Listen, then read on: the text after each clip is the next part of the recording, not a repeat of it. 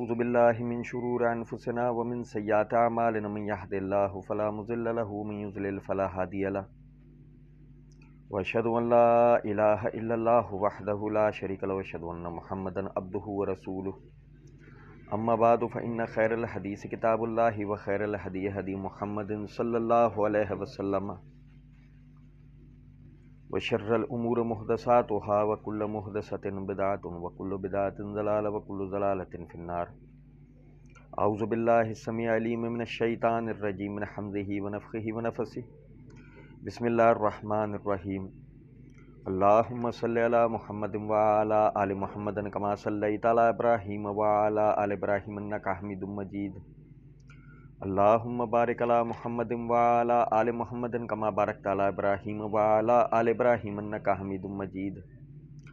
رب اشرح لی صدری ویسر لی امری واحلل عقدۃ من لسانی یفقہوا قولی. رب زدنی علما. والذین آمنوا وعملوا الصالحات لا نکلف نفسا الا وسعها اولئک اصحاب الجنۃ هم فیہا خالدون. ونزعنا ما في صدورهم من غل تجري من تحتهم الانہار وقالوا الحمد لله الذي هدانا لهذا وما كنا لنهتدي لولا ان هدانا الله لقد جاءت رسل ربنا بالحق ونودوا ان تلكم الجنة أورثتموها بما كنتم تعملون. ونادى أصحاب الجنة أصحاب النار أن قد وجدنا ما وعدنا ربنا حقا فهل وجدتم ما وعد ربكم حقا قالوا نعم فأذن معذن بينهم أن لعنة الله على الظالمين الذين يصدون عن سبيل الله ويبغونها عوجا وهم بالآخرة كافرون. وبينهما حجاب وعلى الأعراف رجال يعرفون كلا بسيماهم ونادوا أصحاب الجنة أن سلام عليكم لم يدخلوها وهم يطمعون. اللہ رب العزت کے فضل و کرم سے آیت نمبر 41 تک پچھلے درس میں ہم نے پڑھا تھا. آیت نمبر 42 سے آیت نمبر 46 تک آپ بھائیوں کے سامنے پڑھا ہے. ہم پڑھ رہے تھے اللہ رب العزت نے انسانوں کی پیدائش سے یعنی اصل جو آدم علیہ السلام کو تخلیق کیا وہاں سے اللہ رب العزت نے یعنی کہ ان شارٹ مختصراً آخرت تک کا ایک پورا جائزہ بیان کرا. انسان کیسے پیدا ہوا، ابلیس کیسے اس کا دشمن بنا، کس طریقے سے وہ دنیا کے اندر بھیجے گئے، دنیا کے اندر کن کاموں کو کرنے کے لیے انہیں بھیجا گیا تھا، پھر ان کا نتیجہ کیا بنا. اللہ رب العزت نے وہ سب یہاں پر بیان کیا ہے. یوں سمجھ لیجئے کہ یہ تمہید سورت کی مکمل ہونے والی ہے، جس کے بعد سورت کی تفصیل شروع ہوگی.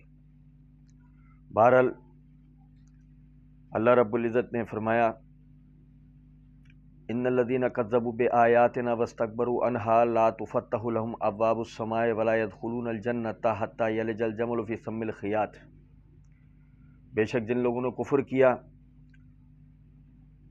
اور ہماری آیات کو جھٹلایا اور اس سے تکبر کیا، آسمان کے دروازے ان پر نہیں کھولے جائیں گے، نہ وہ جنت میں داخل ہوں گے یہاں تک کہ اونٹ سوئی کے سوراخ میں سے داخل ہو جائے. اور وَكَذَلِكَ نَجْزِي الْمُجْرِمِينَ، اور اسی طریقے سے ہم مجرموں کو بدلہ دیتے ہیں. اب اللہ نے آگے فرمایا وَالَّذِينَ آمَنُوا وَعَمِلُوا الصَّالِحَاتِ لَا نُكَلِّفُ نَفْسًا إِلَّا وُسْعَهَا. اور بے شک جو لوگ ایمان لے کے آئے اور نیک اعمال کیے، ہم نے کسی کے اوپر بھی اس کی بساط سے زیادہ بوجھ نہیں ڈالا ہے. اولئک اصحاب الجنۃ هم فیہا خالدون، یہی جنت والے ہیں اور اس میں ہمیشہ ہمیشہ رہیں گے. یہ آیت اس بات کی دلیل ہے، سب سے پہلی بنیادی اعمال جو بندے کے ہیں وہ اس کی طاقت بھر ہیں. اللہ رب العزت نے کسی کے اوپر بھی اعمال اس کی طاقت سے زیادہ نہیں رکھے. دیکھیں ایک غریب آدمی ہے، اللہ رب العزت نے اس کے اوپر زکوٰۃ کو لازم نہیں کیا کہ وہ زکوٰۃ اپنے مال کی ادا کرے، بلکہ اللہ رب العزت نے اگر وہ مستحق ہے تو زکوٰۃ لینا اس کے اوپر لازم کیا ہے. ایک آدمی مال کی استطاعت نہیں رکھتا، سفر کی مشقت نہیں اٹھا سکتا، اللہ رب العزت نے اس کے اوپر حج کو لازم نہیں کیا ہے جب تک اس کے پاس مال نہ ہو، وہ سفر کی مشقت اٹھانے کے لائق نہ ہو۔ اور اسی طریقے سے اور بہت سارے اعمال ہیں کہ جن کی اگر بندے میں تکلیف اور طاقت نہیں ہے، اللہ رب العزت نے اس کے اوپر لازم نہیں کیے۔ جو اعمال حتیٰ کہ نماز اس کے لیے حکم ہے۔ صحیح بخاری کے اندر حدیث ہے، عمران بن حسین رضی اللہ تعالیٰ عنہ فرماتے ہیں کہ نبی صلی اللہ علیہ وسلم سے میں نے سوال کیا کہ اللہ کے رسول، مجھے بواسیر کی تکلیف ہے، اس تکلیف کی وجہ سے میں کھڑے ہو کر نماز نہیں پڑھ سکتا، کیا کروں؟ آپ نے فرمایا بیٹھ کے پڑھ۔ بیٹھ کے نہیں پڑھ سکتا، لیٹ کر پڑھ۔ لیٹنے میں پریشانی ہے، کروٹوں پہ پڑھ۔ تو یہ آپ کی جو استطاعت اور طاقت ہے، عمل بھی اس کے مطابق شریعت نے رکھا ہے۔ رمضان ہے، روزے فرض ہیں، لیکن آپ بیمار ہو جاتے ہیں، ایسے بیمار کہ روزہ رکھنے کی طاقت نہیں رکھتے، آپ پر وہ روزے اتنے ہی اجر و ثواب کے ساتھ اگلے مہینوں میں لازم کر دیے۔ ایسا نہیں ہے کہ مر رہا ہے تو اسی مہینے کے اندر ہی رکھنے، نہیں۔ اگر تکلیف ہے، پریشانی ہے، کوئی مسئلہ نہیں، جتنے دن بیمار رہے وہ گنتی اگلے مہینوں میں پوری کر لو۔ تو یہ جتنے اعمال شریعت کے ہیں، یہ انسان کی اپنی استطاعت کے مطابق رکھے گئے۔ اللہ رب العزت نے کسی کے اوپر بھی ظلم نہیں کیا، جبر نہیں کیا۔ پھر اسی سے دوسری بات جو اس آیت سے واضح ہوتی ہے وہ یہ، محض ایمان لے آنا جنت میں لے کے نہیں جائے گا۔ اللہ رب العزت نے اولئک اصحاب الجنہ، یہ جنت والے ہیں، وہ کس کو کہا ہے؟ والذین آمنوا وعملوا الصالحات، بے شک جو ایمان لے کے آئیں گے اور نیک اعمال کریں گے۔ ایک آدمی لا الہ الا اللہ محمد الرسول اللہ پڑھ لے، وہ صرف اس پڑھنے کے عوض جنت میں نہیں جائے گا جب تک اس کے اوپر عمل نہ کرے۔ آپ دیکھیں، حالانکہ یہ جو حدیث میں آپ کے سامنے پڑھ رہا ہوں، یہ آگے ایک آیت ہے، وہاں یہ حدیث پڑھنی چاہیے، لیکن پھر بھی میں ایک سمجھانے کے لیے ابھی یہیں پڑھ رہا ہوں کہ نبی صلی اللہ علیہ وسلم نے فرمایا کوئی شخص اپنے اعمال کے عوض جنت میں نہیں جائے گا۔ صحابہ کرام رضوان اللہ علیہ مجمعین نے پوچھا اللہ کے رسول آپ؟ فرمایا میں بھی نہیں، جب تک اللہ کی رحمت شامل حال نہ ہو جائے کوئی شخص بھی جنت کے اندر داخل نہیں ہو سکتا۔ پتہ لگا کہ ایمان اور عمل ایک دوسرے کے ساتھ لازم و ملزوم ہیں، جنت میں اللہ کی رحمت لے کر جائے گی۔ ہم میں سے ایک خیال آتا ہے ذہن میں، عام طور پر علماء کرام جب اس مسئلے کو بتا رہے ہوتے ہیں اور کئی مرتبہ یہ بات ذکر ہوتی ہے تو ذہن کے اندر ایک خیال آتا ہے کہ سمجھ میں نہیں آتا کہ یہ بات کیوں بار بار کی جاتی ہے کہ ایمان کے ساتھ عمل شرط ہے، عمل کے ساتھ ایمان شرط ہے۔ دیکھیں، میں وہ بات کرنے سے پہلے ایک اور وضاحت کروں۔ ایک آدمی بہت نیک اعمال کرتا ہے، سنیں، ہمارے یہاں عام طور پہ سوال ہوتا ہے کہ جی وہ اہل مغرب اتنے اچھے اچھے کام کر رہے ہیں، آپ نے یک قلم سب کو کافر مشرک قرار دے دیا ہے۔ سنیں ذرا بات کو، محض اچھے اعمال، اچھے کام جنہیں ہم اچھا سمجھتے ہیں، وہ ہمیں جنت میں نہیں لے آ سکتے۔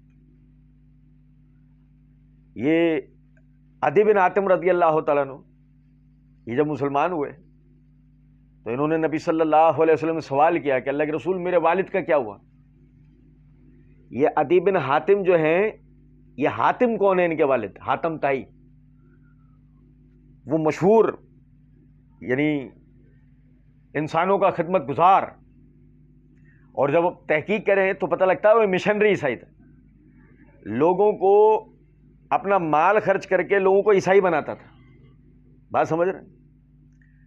تو بہرحال اس کے سخاوت کے قصے مشہور تھے۔ بیٹے نے سوال کیا کہ میرے والد کا کیا ہوا؟ نبی صلی اللہ علیہ وسلم نے فرمایا تیرا باپ جہنم میں۔ بغیر کسی توقف کے آپ صلی اللہ علیہ وسلم نے فرمایا تیرا باپ جہنم میں۔ کہاں گئے اس کے وہ اچھے کام؟ سمجھ میں آ رہی ہے کچھ بات یا نہیں؟ کیونکہ مسئلہ یہ ہے، اچھے اعمال وہ ہیں جو اللہ نے بتائے، وہ نہیں جو آپ کو لگتے ہیں۔ سمجھ میں آ رہی ہے کچھ بات یا نہیں؟ اچھے اعمال وہ نہیں ہے جو آپ کو لگتے ہیں، جو اللہ نے بتائے وہ اچھے اعمال ہیں۔ والذین آمنوا وعملوا الصالحات، وہ جو ایمان لائے اور نیک اعمال کیے، اولئک اصحاب الجنت هم فیہا خالدون، وہی جنت والے ہیں جس میں ہمیشہ ہمیشہ رہیں گے۔ فرمایا وَنَزَعْنَا مَا فِي صُدُورِهِم مِّن غِلٍّ، ہم ان کے دلوں سے کینے کو کھینچ لیں گے۔ کینہ ایک قسم کا حسد ہوتا ہے۔ کیا مطلب ہے اس جگہ اس کے بیان کا؟ اہل جنت اپنے مراتب سے جو نعمتیں پائیں گے، ان نعمتوں کو، ظاہر ہے مراتب کے اعتبار سے نعمتیں علیحدہ علیحدہ ہوں گی نا بھائی، جنت الفردوس والے ہیں ان کی نعمتیں کچھ اور ہوں گی، جو نیچے والے ہیں ان کی نعمتیں کچھ اور ہوں گی۔ سمجھ رہے ہیں بات کو نہیں؟ تو فرق مراتب کے ساتھ جو نعمتوں کا فرق ہے، اس سے اہل جنت ایک دوسرے سے کسی قسم کا حسد نہیں رکھیں گے۔ وَنَزَعْنَا مَا فِي صُدُورِهِم مِّن غِلٍّ، ہم ان کے دلوں سے کینے کو کھینچ لیں گے۔ یہاں پر بڑا ایک حیرانگی ہوتی ہے، تعجب ہوتا ہے۔ بعض مفسرین نے اس جگہ ایک روایت ذکر کی ہے کہ سیدنا علی بن ابی طالب رضی اللہ تعالیٰ عنہ فرماتے ہیں، میں، عثمان، طلحہ و زبیر ان لوگوں میں سے ہیں کہ جن کے لیے اللہ رب العزت نے فرمایا وَنَزَعْنَا مَا فِي صُدُورِهِم مِّن غِلٍّ۔ ابھی مرزا انجینئر کے جو جوابوں کا تسلسل چل رہا ہے، اس میں اگلی جو ریکارڈنگ ہے وہ ہے ہی اس آیت کے اوپر، یعنی کہ مرزا نے اس کو بطور دلیل بیان کرا ہے، اور اس سے نے عثمان رضی اللہ تعالیٰ عنہ پر اعتراض کیا، تنقیص کی ان کی کہ ان صحابہ کے دلوں میں کینہ تھا۔ تو وہاں اللہ کے فضل و کرم سے اس کی پوری وضاحت دیں گے، صرف ایک اشارہ بس یہاں دیتا ہوا جا رہا ہوں، یہ روایت سندن ثابت نہیں ہے۔ سیدنا علی کی طرف اس کا انتساب، یہ ان کے اوپر الزام ہے، یہ الفاظ ان سے ثابت نہیں ہیں۔ وَنَزَعْنَا مَا فِي صُدُورِهِم مِّن غِلٍّ کا معنی صرف اتنا ہے کہ اہل جنت کو فرق مراتب کے اعتبار سے جو نعمتیں علیحدہ ملیں گی، اس پر کوئی ایک دوسرے سے حسد نہیں کرے گا، اس کا دنیا سے کوئی تعلق نہیں ہے۔ آیت کا سیاق بھی بتاتا ہے، کیونکہ آگے فرمایا تجری من تحتہم الانہار، ان کے نیچے نہریں بہ رہی ہوں گی۔ تو یہ کہاں کا ذکر ہے؟ یہ جنت کا ذکر ہے نا، اس میں دنیا کا کوئی تعلق نہیں ہے۔ وقالوا الحمد للہ الذی ہدانا لہذا، اور وہ سب کہیں گے تمام تعریفیں اللہ کے لیے ہیں کہ جس نے اس نعمتوں کی طرف، اس جنت کی طرف ہمیں ہدایت دی، ہماری رہنمائی کی۔ وما كنا لنهتدی لولا ان ہدانا اللہ، ہم ہدایت پر آنے والے نہیں تھے اگر اللہ ہمیں ہدایت نہ دیتا تھا۔ آپ سمجھیں ذرا اس بات، دیکھیں یہ بنیادی عقیدہ ہے اہل سنت کا کہ ہدایت جو ہے وہ اللہ رب العزت کے ہاتھ میں ہے۔ ہدایت اور گمراہی دونوں اللہ رب العزت کے ہاتھ میں، بندوں کے ہاتھ میں نہیں ہے۔ کوئی کسی کو ہدایت پہ نہیں لا سکتا، کوئی کسی کو گمراہ نہیں کر سکتا۔ ہاں صرف اتنا ہے کہ جو صحیح مسلم کے اندر حدیث ہے، نبی صلی اللہ علیہ وسلم نے فرمایا جو شخص کسی نیکی کے کام کی طرف رہنمائی کرے اور عمل کرنے والا اس پہ عمل کرے، تو جتنا ثواب اس عمل کرنے والے کو ملے گا اتنا ہی رہنمائی کرنے والے کو بھی ملے گا، اور جس نے کسی گناہ کے کام کی طرف رہنمائی کی تو اب جتنا عذاب اس گناہ کے کام پر عمل کرنے والے کو ملے گا اتنا ہی اس رہنمائی کرنے والے کو بھی ملے گا۔ پتہ یہ لگتا ہے کہ انسان صرف رہنمائی کرتا ہے، اچھائی اور برائی کی طرف، نیکی اور بدی کی طرف انسان صرف رہنمائی کرتا ہے۔ ہدایت اور گمراہی کس کے ہاتھ میں؟ وہ اللہ رب العزت کے ہاتھ میں ہے۔ سمجھے ذرا اس بات کو۔ وہ اہل جنت جو ہے، یعنی جو اپنے اعمال کے عوض جنت کے اندر داخل ہوئے ہیں، کہ جن کے لیے آگے ہی آیت میں لفظ ہے وَنُودُوا أَن تِلْكُمُ الْجَنَّةُ أُورِثْتُمُوهَا بِمَا كُنتُمْ تَعْمَلُونَ، اور یہ ندا دی جائے گی کہ یہ ہے وہ جنت جس کے تم وارث بنائے گئے اس پر جو اعمال تم کرتے تھے۔ لیکن سمجھے ذرا بات کو، وہ کیا کہتے ہیں؟ وَقَالُوا الْحَمْدُ لِلَّهِ الَّذِي هَدَانَا لِهَذَا، تمام تعریفیں اللہ کے لیے ہیں کہ جس نے ہماری اس طرف رہنمائی کی۔ یہ بنیادی بات آپ سمجھیں۔ سلیمان علیہ السلام کے پاس پلک جھپکنے میں تخت جب پہنچ گیا، طاقت کا اندازہ دیکھیں آپ، کہ یعنی کہ اہل سبا میں جو چیز طاقت کی علامت تھی وہ ان کے پاس پلک جھپکنے میں آ گیا. تو یہ بظاہر تو ان کا وہ بادشاہت ہے نا, بظاہر تو ان کی وہ بادشاہت اور وہ قبضہ ہے نا. مطلب آپ دیکھیں گے ان کی فوج میں جنات ہیں, اور وہ جن جو ہے وہ پلک جھپکنے میں وہ تخت لے آیا. تو انہوں نے کیا کہا, ھذا من فضل ربی, یہ میرے رب کا فضل ہے.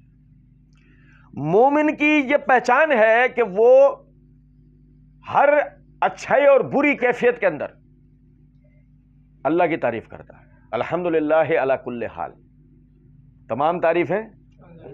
نعمت پائے گا تب بھی اللہ کی تعریف کرے گا, کچھ برا ہو جائے گا اس کے ساتھ تب بھی اللہ کی تعریف کرے گا. ہر حال میں اللہ کے لیے تعریف ہے. یہی وجہ ہے جنت پہنچ, اللہ کہہ رہا ہے جنت کے تم وارث بنائے گئے ان اعمال کے عوض جو تم نے کیے. لیکن وہ کیا کہہ رہے ہیں, وقالوا الحمدللہ الذی ہدانا لہذا. تمام تعریفیں اللہ کے لیے ہیں کہ جس نے ہمیں ہدایت دی اس طرف. اور یہ حقیقی بات, میں آپ میں سے ہر وہ بندہ کہ جس کا ایک ماضی ہے, کوئی کسی مذہب کوئی کسی فرقے کے اندر تھا, وہ اس کو ذرا یاد کرے ایک منٹ کے لیے, اور پھر آج جس جگہ بیٹھا ہے اس کو سوچے ذرا کہ کیفیت کیا تھی. ہم میں بعض لوگ جو ہے وہ قبروں کے آگے جھکتے تھے, بعض لوگ گھوڑے گدھوں کے آگے جھکتے تھے, بعض لوگ اپنے بنائے ہوئے تازیوں اور علموں کے آگے جھکتے تھے, بعض جو ہے وہ کہیں ماتھا ٹیکتے تھے, بعض کہیں ماتھا ٹیکتے تھے, بعض جو ہے وہ یعنی کہ تعویذ گنڈوں سے ڈوری دھاگوں سے امیدیں رکھتے تھے, بعض جو ہے وہ باباؤں سے اور جو ہے وہ نبیوں سے امیدیں رکھتے تھے. آپ اندازہ کریں ذرا اس بات. اللہ رب العزت نے ہدایت دی اپنی طرف. 5 ٹائم ہم نے نماز میں جو کہا اللہ نے اس کو قبول کیا. اہدنا الصراط المستقیم, اے اللہ میں سیدھے رستے پر چلائیے. صراط الذین انعمت علیہم, اے اللہ صحابہ کرام کے رستے پہ چلائیے. آپ دیکھیں ذرا سمجھیں, اللہ رب العزت نے ہمیں اس طرف ہدایت دی, صحیح. اور پھر اس کے بعد آپ دیکھیں نبی اکرم صلی اللہ علیہ وسلم کہ جن کے لیے اللہ رب العزت نے فرمایا انک تہدی الی صراط مستقیم, بے شک اے نبی صلی اللہ علیہ وسلم آپ سیدھے رستے کی طرف رہنمائی کرتے ہیں, آپ سیدھے رستے کی طرف رہنمائی کرتے ہیں. وہ یہ دعا کیا کرتے تھے, اے اللہ دلوں کے پھیرنے والے, اے اللہ دلوں کے پھیرنے والے, میرے دل کو اپنے دین کے اوپر رکھنا, میرے دل کو اپنے دین پر رکھنا. کیا مطلب ہوا اس بات کا, آپ سمجھے ذرا اس بات کو. نبی صلی اللہ علیہ وسلم اس دعا کے ذریعے ہمیں سکھا رہے ہیں 2 باتیں. ایک تو ہدایت کی دعا, ہدایت پہ ثابت قدمی کی دعا. دوسری بات یہ ہے کہ اگر ہم ہدایت پہ آج اپنے آپ کو سمجھ رہے ہوں تو اس پر کسی قسم کا گھمنڈ اور تکبر نہیں ہونا چاہیے, بلکہ اور زیادہ میں عاجزی آنی چاہیے, اور زیادہ اللہ رب العزت سے یہ دعا کرنی چاہیے, اللہ میں ہدایت پر ہی موت دینا. کیونکہ دیکھ لو اہل جنت جب وہاں پہنچے ہیں جنت میں تو ان کا قول کیا ہے, پہلے وہ کس بات کے اوپر اللہ کی تعریف کر رہے ہیں, الحمدللہ الذی ہدانا لہذا, اے اللہ تمام تعریفیں آپ کے لیے کہ آپ نے ہمیں اس طرف ہدایت دی. وما کننا لنہتدی لولا ان ہدانا اللہ, ہم ہدایت پر آنے والے تھے نہیں. دیکھیں ذرا, کبھی اپنے آپ کو غور سے دیکھیں, ماضی میں کچھ جو واقعات گزرے اسے چھوڑیں, کبھی اپنے آپ کو دیکھیں کس قدر انا ہے ہمارے اندر, ایگو. ہم اپنے ایگو کے خلاف ایک لفظ بھی نہیں سننا پسند کرتے. کس قدر خود پسندی کا ہم شکار ہیں, کس قدر ہم میں ہے. کبھی غور کریں اس بات کو کہ جس گمراہیوں پر ہم پڑے ہوئے تھے, جب اس مصلح نے, جس نے پہلی مرتبہ ہماری اصلاح کی کوشش کی تھی, جس نے ہمیں سمجھایا تھا, اس مصلح نے کیا ہمارے لیے برداشت کیا ہوگا, ہمارے انا کو, ہمارے ایگو کو, ہمارے جاہلانہ باتوں کو, جسے ہم یہ سمجھ رہے تھے کہ میں کہہ رہا ہوں. او بھائی وہ ذرا غور کریں, میرے باپ دادا وہ ذرا غور کریں, میرا فرقہ, میری جماعت وہ ذرا غور کریں, وہ ائمہ مجتہدین جن کی ہم تقلید کرتے رہے, ذرا ان باتوں پہ غور کریں. ہم ہدایت پر آنے والے تھے نہیں, ہم نے تو اپنی گمراہی کا پورا اہتمام کر رکھا تھا، ہم نے تو یہ چاہا تھا کہ کسی طرح کچھ بھی کر کے ہم جہنم میں چلے جائیں۔ یہ تو اس اصلاح کرنے والے کی مہربانی کہ جس نے اصلاح کی، اور پھر تمام تعریفیں اللہ کے لیے ہیں کہ جس نے ہمیں ہدایت دی، اور پھر اس کے بعد اللہ کے لیے تعریفیں ہیں کہ اس نے ہمیں عمل کی توفیق دی، پھر اس کے بعد اللہ کے لیے تعریفیں ہیں کہ اس نے اب تک ہمیں ہدایت پہ رکھا ہوا ہے، اور اس کے بعد بھی اللہ کے لیے تعریفیں ہیں کہ وہ ہمیں ہدایت پہ قائم رکھے، ثابت قدم رکھے۔ حالانکہ ہم اس زمانے میں داخل ہو چکے ہیں کہ جس کے لیے حدیث کے اندر الفاظ ہیں کہ نبی اکرم صلی اللہ علیہ وسلم نے فرمایا کہ تم پر ایک وقت ایسا آئے گا کہ ایمان کو سنبھالنا اتنا مشکل ہوگا جتنا ہتھیلی کے اوپر آگ کے انگارے کو لے کر چلنا۔ بھائی صبح کچھ کیفیت سن رہے ہیں، رات کو کچھ سن رہے ہیں، اگلے دن کچھ سن رہے ہیں، ایک ہفتے بعد کچھ سن رہے ہیں، ایک مہینے بعد کچھ سن رہے ہیں۔ ہر نیا آنے والا دن ایک نیا فتنہ لے کر کھڑا ہوا ہوتا ہے ہمارے لیے۔ اس میں اپنے ایمان کو سلامت رکھنا اور اعمال پر استقامت اختیار کرے رکھنا بہت کرامت کی بات، بہت کرامت کی، آپ یقین کریں۔ وما كنا لنهتدي لولا ان هدانا اللہ، ہم ہدایت پر آنے والے نہیں تھے اگر اللہ نہ چاہتا تو۔ اور آپ دیکھیں دو مثالیں ہیں، میں بتاؤں گا نہیں، صرف اشارہ دوں گا، آپ لوگوں نے سن رکھی ہیں، صرف اشارہ دوں گا۔ عمر رضی اللہ تعالیٰ عنہ کیسے مسلمان ہوئے، سلمان فارسی کیسے مسلمان ہوئے، بس یہ دو مثالیں کافی ہیں۔ یقین کریں ہدایت پر آنے والے لوگ تھے نہیں اگر اللہ نہ چاہتا تھا، اور حالانکہ ان کا تو بڑا مقام و مرتبہ، تو انہیں تو سمجھے ایک طرح اللہ نے چنا ہے، انہیں تو ایک طرح اللہ نے چنا ہے۔ ہمارے لیے تو یقین کریں خوش نصیبی ہے، انہیں تو اللہ نے چنا ہے، ہمارے لیے تو سعادت ہے، خوش نصیبی ہے کہ اللہ رب العزت نے ہمیں ہدایت دی۔ کنتم خیر امۃ اخرجت للناس تأمرون بالمعروف وتنہون عن المنکر وتؤمنون باللہ، تم بہترین امت ہو، ہم نے تمہیں لوگوں کے درمیان سے نکالا ہے کہ تم برائیوں سے روکو گے، تم نیکیوں کا حکم دو گے، تم اللہ پہ ایمان لاؤ گے۔ جیسے ایمان لانے کا حق ہے برائیوں سے روکنا، جیسے برائیوں سے روکنے کا حق ہے نیکیوں کا حکم دینا کہ جیسے نیکیوں کا حکم دینے کا حق ہے۔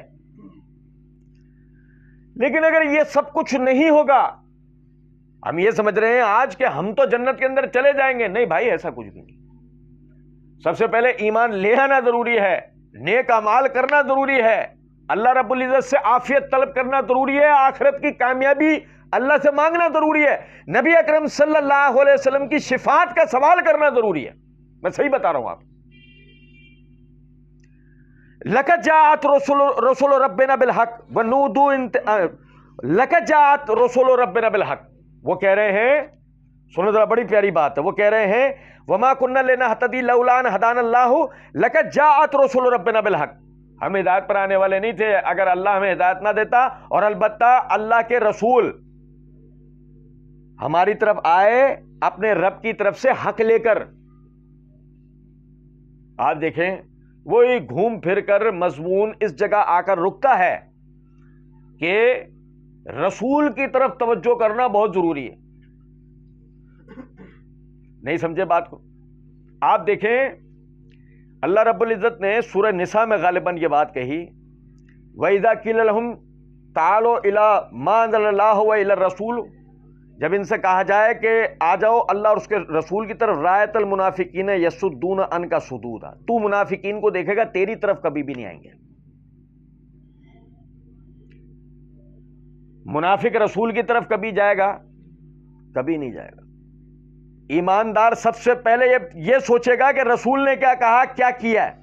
منافق کا سب سے بڑا مسئلہ ہے رسول کو دیکھنے نہیں جائے گا کہ اس نے کیا کیا ہے۔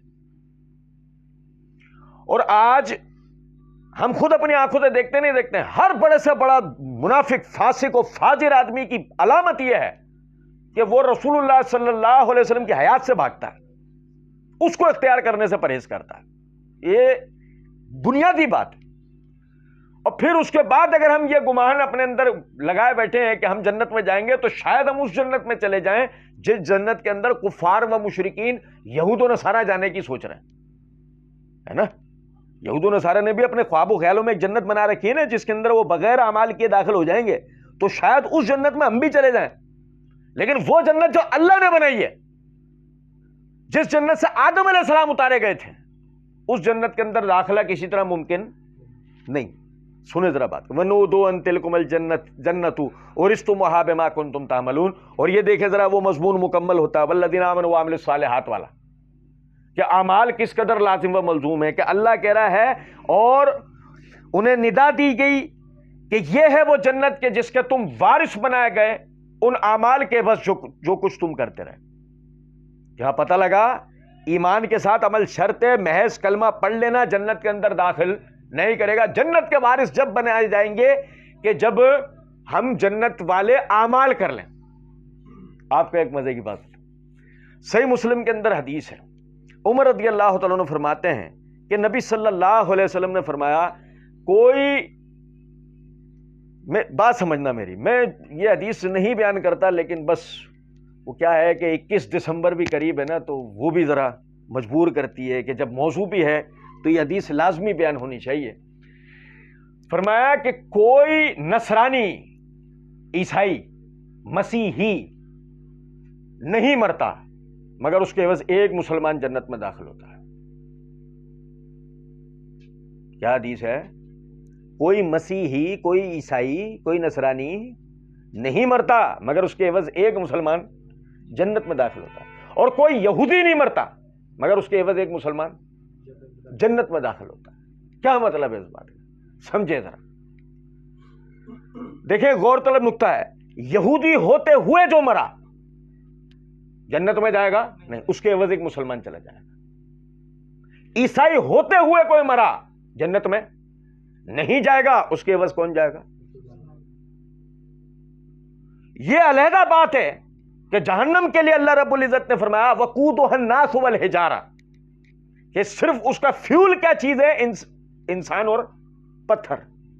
انسان اور پتھر. میں نے سورہ بقرہ میں بتایا تھا کہ ابن عباس رضی اللہ عنہ فرماتے ہیں پتھر سے مراد بت ہیں، تصویریں. پتھر یہ پتھر نہیں ہے پہاڑی پتھر ڈالے جا رہے اس میں، نہیں. پتھروں سے مراد بت، تصویریں جن کی عبادت ہوئی. اور انسانوں سے مراد عبادت کرنے والے مشرک بطور ایندھن ڈالے جائیں گے کہاں؟ جہنم کے اندر. تو کوئی یہودی عیسائی نہیں مرا مگر اس کے عوض ایک مسلمان جنت میں داخل ہوا. اور آپ سمجھیں ذرا اس بات کو، کیا ہوا ایسا؟ یہودی عیسائیوں نے کیا ظلم کر دیا انہوں نے اپنے آپ پر؟ انہوں نے ظلم یہ کر دیا، آپ سمجھیں کہ ان کی طرف جو رسول آئے تھے ان کی طرف انہوں نے اپنی طرف آنے والے رسول کی بھی حقیقی تعلیمات کے اوپر عمل نہیں کیا، جس کی واضح دلیل 25 دسمبر منانا ہے. اور بھائی میرے ایک سوال ہے نا، چھوڑو کہ وہ ہمارے یہاں تو یہ سوال ہی ہے، ابھی تو یہ بات چل رہی ہے وہی کرسمس کی مبارکباد دینا جائز ہے نہیں. اور بھائی چھوڑو یار، دینا جائز ہے نہیں وہ بات کی بات. یہ وہ قوم ہے جو کبھی اپنے پر آئے تو عید کے گلے ملنے کو بدعت کہہ رہی ہوتی ہے، اور افراد کے اس رخ سے تفرید کی طرف جب جائے تو کہہ رہی ہوتی ہے نہیں تو جو نا تھوڑے سے اعتدال لائیں اپنے اندر. اگر ان کو مبارکباد دے دی تو اس میں کیا حرج ہے؟ میں مسلمان کے گلے ملنے کو تو بڑا سنت بدعت کی بحث کر رہا تھا. کچھ بات آ رہی ہے سمجھ میں؟ نہیں. غور طلب نقطہ ہے کہ کیا یسوع مسیح اور ان کے حواریوں نے یسوع مسیح کا یوم الپیدائش منایا ہے؟ یوم المیلاد منایا ہے؟ اگر یسوع مسیح اور ان کے حواریوں نے نہیں منایا، مثال ہے، تو انوکھے آئے ہو. اور اس سے بڑھ کر تو وہ انوکھے کہ جو اس تہوار میں ان کو کسی طرح کی مبارکباد پیش کریں گے. اب آئی سمجھے، وہ تو ہم نے سن رکھا ہے نا، کیا کوئی اس دن کون پیدا ہوا؟ اس دن خدا کا بیٹا پیدا ہوا. یہ تو ہم سمجھتے ہیں نا ساری بات، یہ بھی بتانے کی ضرورت. اب بات دیکھیں، اس گھٹیا پن کے بعد کوئی آدمی کہے گا میں جنت میں جاؤں گا، وہ جنت میں جائے گا. اور ڈرنا چاہیے اس کو کہ جو اس کو اس گھٹیا پن پہ مبارکباد دے رہا ہے کہ اللہ اس کا حشر کیا کرے گا. وَنَادَى أَصْحَابُ الْجَنَّةِ أَصْحَابَ النَّارِ أَنْ قَدْ وَجَدْنَا مَا وَعَدْنَا رَبُّنَا حَقًّا فَهَلْ وَجَدْتُم مَّا وَعَدَ رَبُّكُمْ حَقًّا. اب یہ دیکھو بڑی غور طلب آیت ہے. اللہ رب العزت نے اہل جنت کا اہل جہنم کو آر دلانے کا واقعہ ذکر کیا ہے. بڑی غور طلب بات. اب آئے سنو ذرا بات. ابو جہل اینڈ کمپنی، وہ بلال رضی اللہ تعالیٰ عنہ اور ان جیسے جو حضرات ہوتے تھے نا، تو ان کو مکے کے اندر جو نا وہ یہ لوگ کہا کرتے، سنو محمد صلی اللہ علیہ وسلم، یہ محمد کے دین نے تمہیں کیا دیا ہے؟ اور بھائی نہیں سمجھو کیا دیا تمہیں, وہ کیسی مارے کھا رہے ہو, کیا تمہاری حالت دیکھو کیا ہو گئی ہے. جب عثمان رضی اللہ تعالیٰ عنہ کے چچا انہیں مارا کرتے تو عثمان کون, امیر المومنین عثمان بن عفان رضی اللہ تعالیٰ, مسلمان لے آئے تو چچا ہے نا چٹائی میں لپیٹ کے دھونی دیتا تھا اور کوڑوں سے مارتا تھا.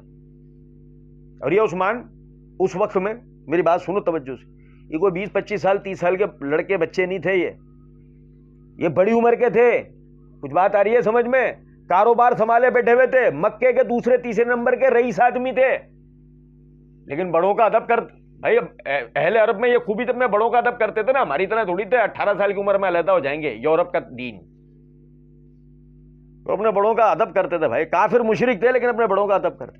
بہرحال وہ چٹائی میں لپیٹ کے اور دھونی دیتا تھا اور کوڑوں سے مارتا تھا, اور پھر بولتا تھا بتا محمد کے دین کو چھوڑ رہا ہے یا نہیں صلی اللہ علیہ وسلم, کیا فائدہ مل رہا تجھے.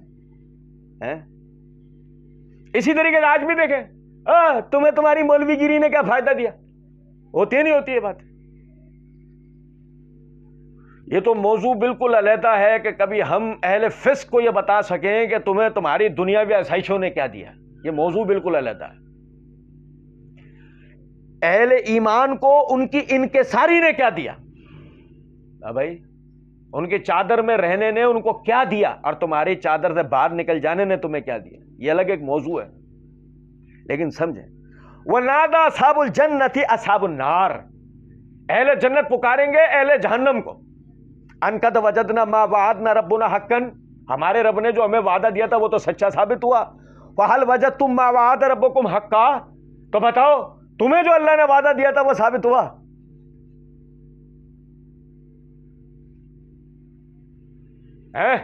نبی اکرم صلی اللہ علیہ وسلم نے فرمایا یہ دنیا مومن کے لیے قید خانہ ہے, کافر اسے جنت سمجھتا ہے. سمجھو آج کیا کیفیت ہوتی ہے, کافر و نیم کافر مومن کو اس کے اعمال پہ آڑ دلاتا ہے. کیا فائدہ تمہاری ان نمازوں کا, کیا فائدہ تمہارے ان روزوں اور قربانیوں کا. اب بھائی ملحد یا منکرین حدیث وغیرہ یا وہ سیکولر طبقہ جو یہ باتیں کر رہا ہوتا ہے, کیا فائدہ ہو رہا ہے تمہاری ان چیزوں کا, کیا فائدہ تمہارے اسلام کا. اب کل قیامت کے دن پہنچے اہل جنت جنت میں, اللہ کا وعدہ ان سے ثابت ہو گیا, تلکم الجنت التی اورثتموہا, یہ تو اللہ کا وعدہ ثابت ہو گیا. اب آئی اہل جہنم کی باری, ان سے پوچھا گیا فہل وجدتم ما وعد ربکم حقا, اور بھائی تم سے جو تمہارے رب نے وعدہ کیا تھا وہ ثابت ہوا. قالوا نعم, وہ کہیں گے ہاں. بھائی غزوہ بدر ہوا, نبی اکرم صلی اللہ علیہ وسلم مقتولین بدر کو, یعنی وہ کفار ابو جہل اینڈ کمپنی جو مارے گئے تھے بدر میں, آپ انہیں مخاطب کر کے کہہ رہے بتاؤ نام لے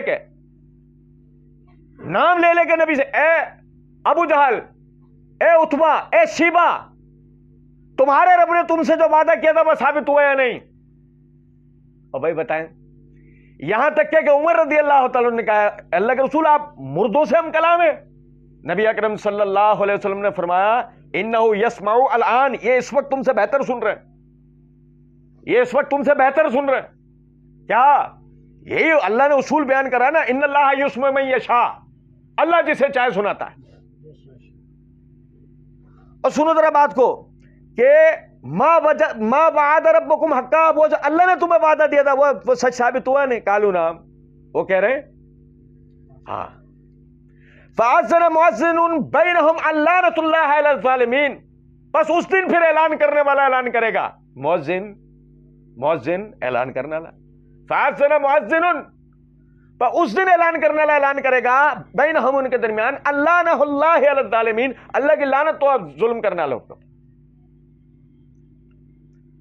بھائی ظلم کرنے والے کون ہیں, نہیں سمجھے. سب سے پہلے تو ظلم کرنے والے ہیں ہی وہ جو سورہ لقمان میں ذکر ہوا ہے, ان الشرک لظلم عظیم, شرک سب سے بڑا ظلم ہے. صحیح. دوسرا ظلم تکبر, ہدایت تم تک آئی تھی, ہاں قبول کیا نہیں, تمہارے لیے تمہارے فرقوں کے, خاندانوں کے معاشرتی حکومتی طریقے تھے, تم نے بھیٹ چڑھا دیا اسلامی اصولوں کو اس پر. ہاں سنو ذرا بات کو, پھر تمہیں جنت کس لیے چاہیے؟ تم نے کیا کرا ہے جنت کے لیے؟ کچھ بھی نہیں. اللہ کا وعدہ ثابت ہوا؟ بالکل ثابت ہوا. لعنت کے لفظی معنی کیا ہیں؟ لعنت کے لفظی معنی عذاب کے ہوتے ہیں. لعنت کے لفظی معنی عذاب کے ہوتے ہیں. لعنت اللہ علی الظالمین، ان دونوں کے درمیان اب عذاب کا مستحق کون ہوا؟ وہ کہ جنہوں نے جنت والے اعمال نہیں کیے. الذین یصدون عن سبیل اللہ ویبغونہا عوجا. دیکھو آگے پڑھنے سے پہلے مجھے ایک واقعہ یاد آ گیا، میں آپ کو بتاؤں. حسن بصری رحمۃ اللہ علیہ ہشام بن عبد الملک خلیفۃ المسلمین ہشام بن عبد الملک کے پاس گئے اور انہیں کہا اے خلیفہ، مؤذن کی اذان سے پہلے پہلے اپنے اعمال درست کر لیں. مؤذن کی اذان سے پہلے، اور نہیں سمجھے؟ انہوں نے کہا مؤذن کی اذان کیا ہے؟ انہوں نے یہ آیت پڑھی. کہتے ہیں کہ ہشام بے ہوش ہو کر گر گیا. اب بھائی خلیفہ ہشام بن عبد الملک کیا ہوئے؟ بے ہوش ہو گئے. حسن بصری رحمۃ اللہ علیہ کہتے ہیں کہ یہ دیکھو، ابھی صرف قیامت کے دن کے اعلان کرنے والے کے اعلان کی خبر دی ہے تو بے ہوش ہو گئے. اپنی آنکھوں سے جب وہ دن دیکھیں گے تو کیا ہوگا؟ میرے بھائی یہ واقعہ میں نے آپ کو اصل میں ایک اس وجہ سے بیان کرا ہے، آپ اندازہ کریں یہ مسلمانوں کے خلفاء تھے. آخرت کا ڈر تو دیکھو ان کے دلوں کے اندر یار، کہ صرف آیت پڑھ کے سنائیے بے ہوش ہو گئے. اور نہیں سمجھے ہو آج ہماری کیفیت کیا ہے؟ ہمارے حکمرانوں کا حشر دیکھا ہے کبھی؟ ان کی کیفیت دیکھو آپ ذرا.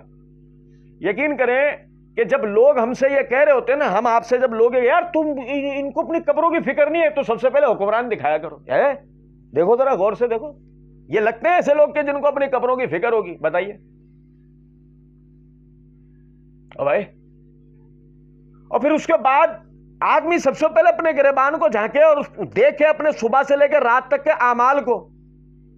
آپ دیکھیں سلف صالحین کے لیے یہ معروف ترین بات ہے. آپ زہد کی کتابیں اٹھا کے دیکھیں گے تو زہد کی کتابوں میں آپ کو بالاتفاق یہ بات ہر کتاب میں ملے گی آپ کو کہ سلف صالحین دن کے ایک حصے کے اندر بیٹھ کر آخرت کو یاد کرتے تھے. اور جب وہ یہ دیکھتے تھے نا کہ ہم یعنی کہ ایسے آخرت کو یاد نہیں کر پا رہے تو وہ قبرستانوں کا رخ کرتے تھے. اور بھائی کیا الفاظ ہے صحیح مسلم کے اندر کہ لوگوں پہلے میں تمہیں قبروں کو دیکھنے سے منع کرتا تھا، اب جا کے تم زیارت کر لیا کرو کہ اس سے آخرت کی یاد آتی. ایسے وہ کہتے ہیں کہ جب انہیں یہ اندازہ ہوتا ہے کہ نہیں ایسے ہم آخرت کو یاد نہیں کر پا رہے ہیں تو وہ قبرستانوں کا رخ کرتے تھے. آج کیفیت یہ ہے ہماری، ہم قبرستانوں میں بیٹھے ہوئے لوگوں کو باتیں کرتے دیکھ رہے ہوتے. او بھائی نہیں سمجھے کچھ بات؟ وجہ کیا ہے آپ سمجھیں. دین اور روایتوں میں فرق ہوتا ہے، دین اور طور طریقے میں فرق ہوتا ہے، دین اور باپ داداؤں کے طریقے میں فرق ہوتا ہے. ایک چیز ہے کہ جو سب کرتے آ رہے ہیں اسے جب میں کروں گا، جو سمجھنا رہا آپ کو آج تو کیفیت کیا ہو گئی ہے، ہم ایک لفظ استعمال کرتے ہیں ٹرینڈ کی پیروی کریں. ٹرینڈ کے لفظی معنی کیا ہوتے ہیں؟ نہیں، ٹرینڈ کی پیروی کرنی چاہیے. لباس میں، بول چال میں، اٹھنے بیٹھنے میں، شادی بیاہ میں، موت میت میں، چلنے پھرنے میں، اٹھنے بیٹھنے میں، تجارت میں ٹرینڈ کی پیروی کرنی چاہیے. کیا چل رہا ہے ٹرینڈ معنی، ٹرینڈ کے لفظی معنی رواج. اور سمجھے ذرا اس بات کو، ٹرینڈ کی پیروی نہیں کرنی، اللہ کے دین کی پیروی کرنی. میرے باپ دادا کیا کرتے رہے، سب لوگ کیا کر رہے ہیں، دنیا والے کیا کر رہے ہیں، یہ نہیں دیکھنا. یہ دیکھنا ہے یار اللہ نے ہمیں کیا بتایا، اللہ کے رسول صلی اللہ علیہ وسلم نے کیا کیا ہے. ویسے بھی آدمی اگر غور کرے تو اس کے اور موت کے درمیان بہت کم عرصہ بچا ہے، بہت کم عرصہ. یقین کریں اگر جب آخرت کو آپ پڑھیں، میں سچ بتا رہا ہوں آپ کو، آپ آخرت کا مطالعہ کریں جو کتاب و سنت میں بیان ہوا ہے، اور پھر ذرا سوچیں ذرا اس بات کو کہ 50,000 سال لمبے دن میں کھڑے ہو کر آپ کیا کریں گے؟ اپنا حساب کتاب لیں گے، اپنا حساب کتاب دیں گے. اور بھائی 50,000 سال لمبے دن کی لائن میں لگے ہوئے آپ اپنا کیا کریں گے؟ حساب دیں گے. سمجھیں ذرا اس بات کو. پھر وہ حساب کس طریقے سے ہوگا؟ بعض کا حساب گویا کہ اس طریقے سے ہے کہ بس ایک بہت بڑا دفتر کھل گیا ہے, بہت بڑا دفتر کھل گیا ہے اور اس کے سامنے اس کے اعمال آئے جا رہے ہیں. اب یہ ایک علیحدہ بات ہے کہ وہ نیک اعمال ہوں گے یا بد, یہ علیحدہ بات ہے, آ جا رہے ہیں اس میں. اور وہ اس سارے اعمال کو دیکھ کر کسی ایک کے لیے بھی یہ بول جائے, اگر یہ بول جائے اگر یہ میں نے نہیں کیا, بس اسی ٹائم منہ چھل جانا ہے اور جسم کی ہر چیز کو اللہ نے قوت و گویائی دے دینی ہے. آنکھیں بولیں گی, کان بولیں گے, ناک بولے گی, اور بھائی ہاتھ بولیں گے, پیر بولیں گے, یہاں تک کہ حدیث میں الفاظ ہے شرم کا بولے گی. یہ عمل میں نے نہیں کیا, بس یہ بولنے کی دیر ہے, منہ چھل جانا ہے اس کا. اب جسم کا ایک ایک عضو گواہی دے گا اس نے یہ کیا تھا یا نہیں کیا تھا. سمجھے ہیں بات کہیں؟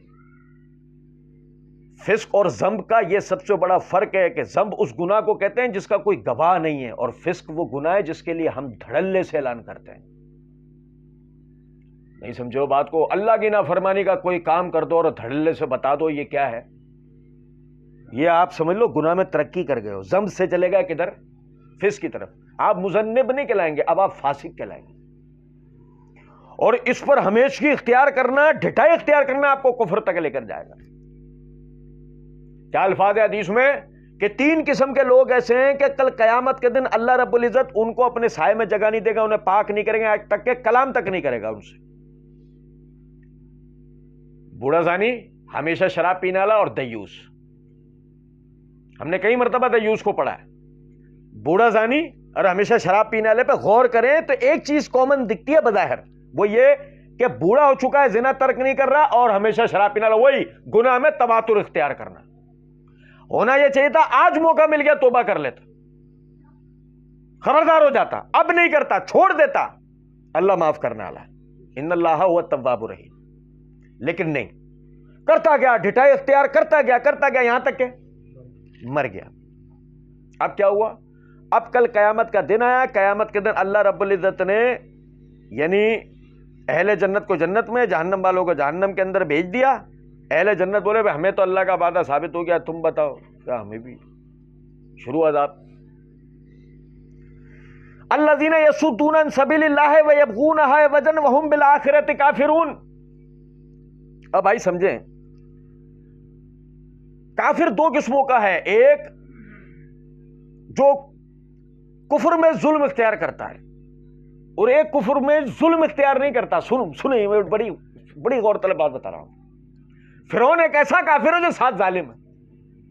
فرعون ایک ایسا کافر تھا جو ساتھ اپنے کفر میں ظلم کے حد پر چلا گیا تھا. اور وہ کیا کہ وہ بنی اسرائیل کو اللہ کے دین کے لیے آزاد چھوڑ رہا تھا.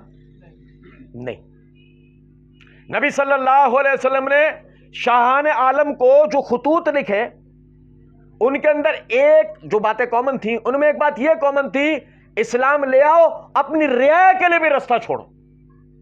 ہمیں تمہارے منصب اور جہاں سے کوئی مطلب نہیں ہے, تم اپنے علاقے کو حکمرانی رہو, لیکن فائدہ یہ ہوگا کہ تمہاری رعایا کے لیے رستہ کھل جائے کہ وہ بھی اسلام کو. عربوں کا محاورہ ہے نا, عوام اپنے بادشاہ کے دین پر ہوتی ہے.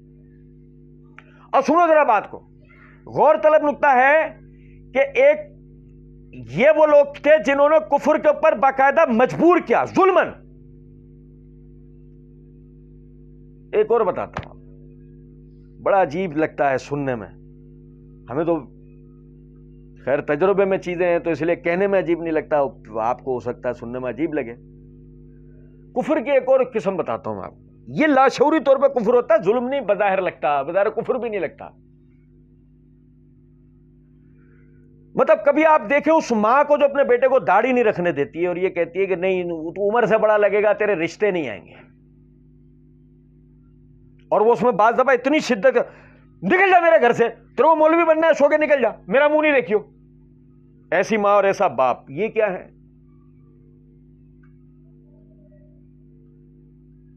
یہ کافر نہیں کہہ سکتا میں نے, ان پہ کفر کا اطلاق نہیں ہوگا.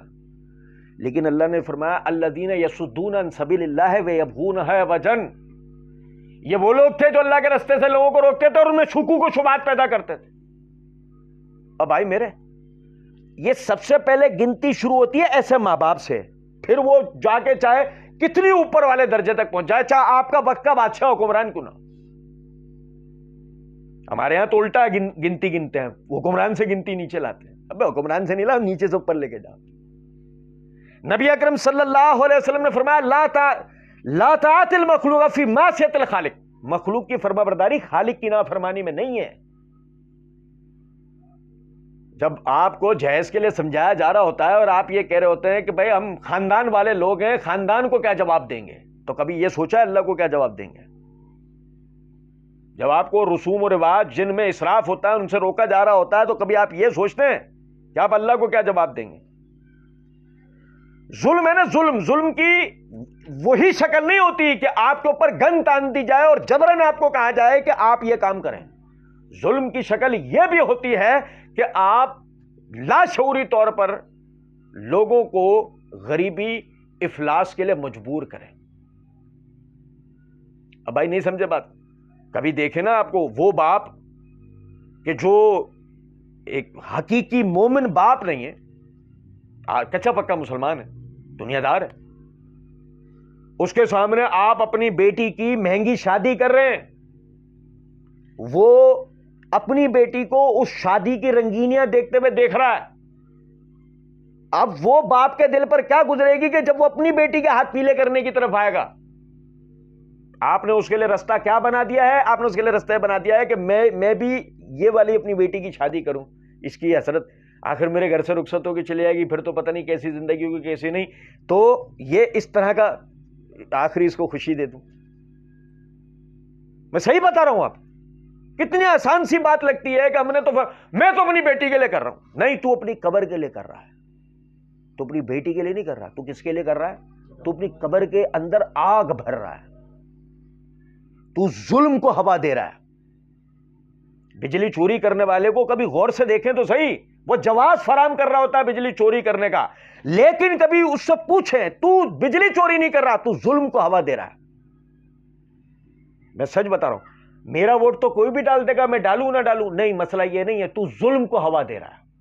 تیرا ووٹ کوئی بھی ڈالے، بحث اس سے نہیں ہے، بحث یہ اس نظام کو تسلیم کر کے تو خود بھی ظلم کو ہوا دے رہا ہے۔